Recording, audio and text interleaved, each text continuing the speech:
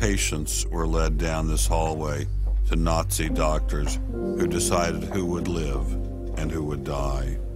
They were accompanied by 15 nurses. Nurses, yes. Nurses, male and female nurses. So nurses were helping lead them to their doom. Yes.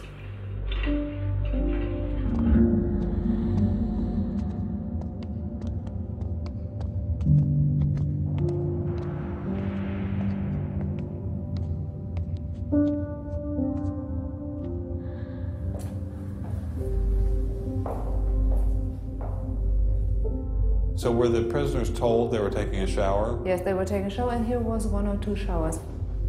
So how many people were brought into this room? 60 to 70.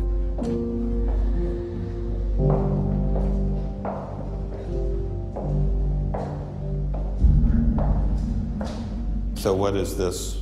This is the dissection table. Do you ever think to yourself, the sane ones were the ones lying here having their brains removed? The insane one was Dr. Gorgas and all the other people who did? No, I don't think that, because I think those people who killed here, they were very sane, because they had their purposes. They had purposes? Yes. I don't think they were insane.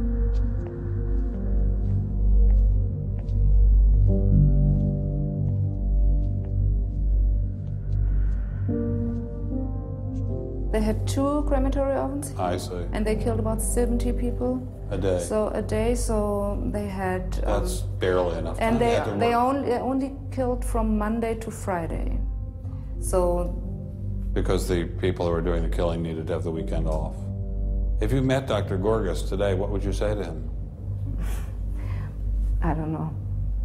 I don't think that it's my role to tell him something.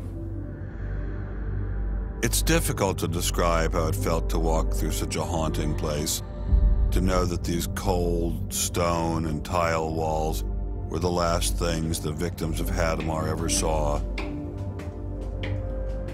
I wanted to explore this connection further, so I met with the author of From Darwin to Hitler, Dr. Richard Weikart.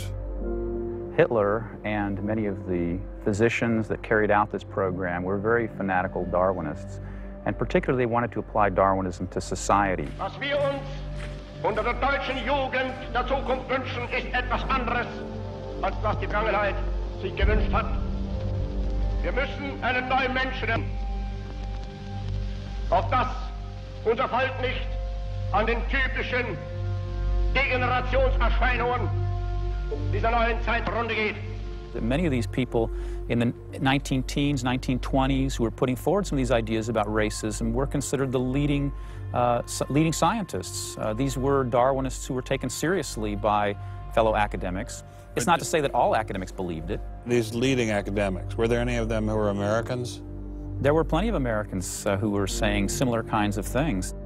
Not only were Americans saying such things, they were pioneers in this fledgling science known as eugenics. They thought they could help evolution along by sterilizing the so-called feeble-minded and prohibiting them from getting married.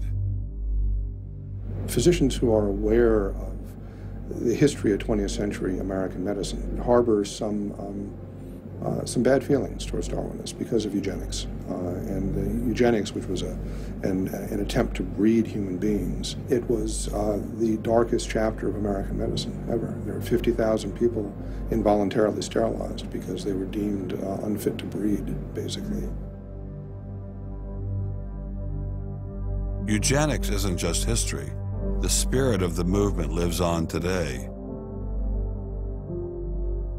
Margaret Sanger was the head of Planned Parenthood.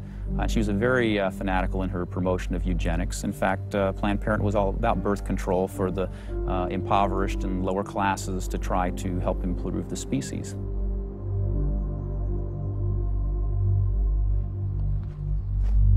From Hadamar, I traveled with Dr. Weikart to Dachau, where the Nazis applied the ideas of eugenics on a massive mechanistic scale. When it was a fully functioning concentration camp, and what was the purpose of it? I mean, part of it was to repress political enemies. What was the rest of the purpose? Well, beyond the repression of the political enemies, which was its purpose at the very beginning, then later on it transformed into repressing racial enemies. And sometimes those categories overlapped because sometimes they thought that these people were political enemies because they were inferior biologically. The war itself was part of the Darwinian struggle for existence for Hitler.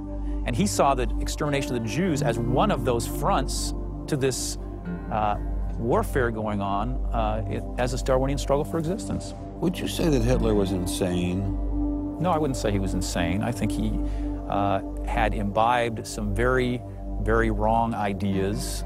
And in fact, I think he took the logic of them in certain ways that brought him to take very radical solutions for them. Would you say he was evil? Oh, I'd definitely say he was evil. Is there such a thing as evil? Oh, I think there is. And is there such a thing as good? Oh, definitely. And evil can sometimes be rationalized as science. Oh, sure. And evil can sometimes be when it's rationalized as science, and I think when it's rationalized in this particular way in particular, I think Hitler thought he was doing good. He thought he was doing good? Oh, I think so. He thought he was benefiting humanity by driving evolution forward and creating a better humanity.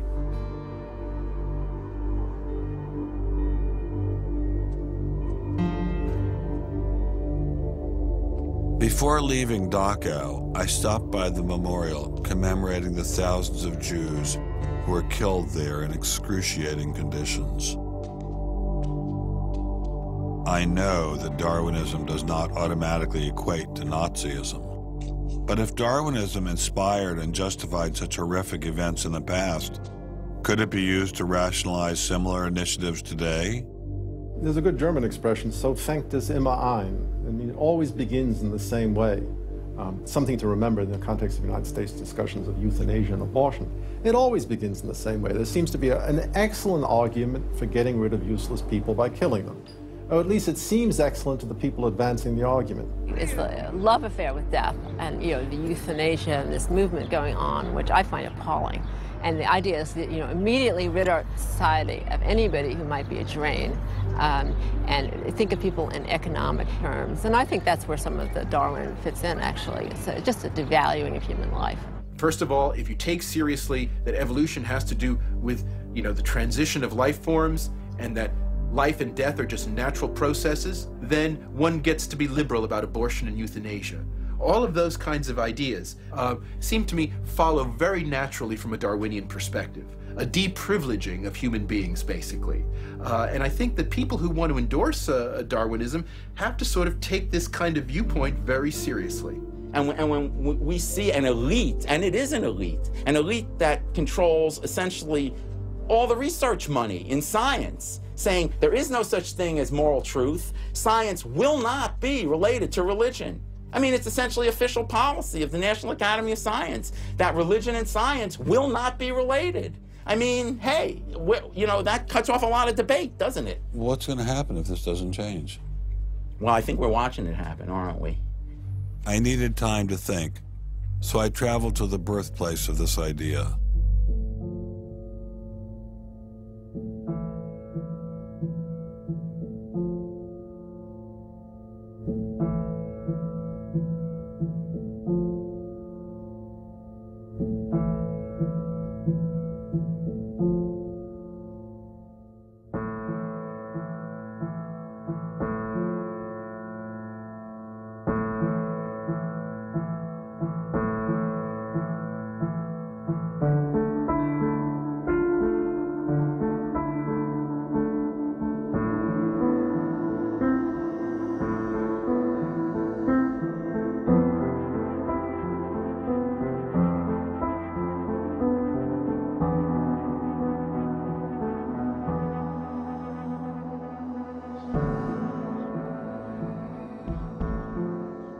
With savages, the weak in body or mind are soon eliminated.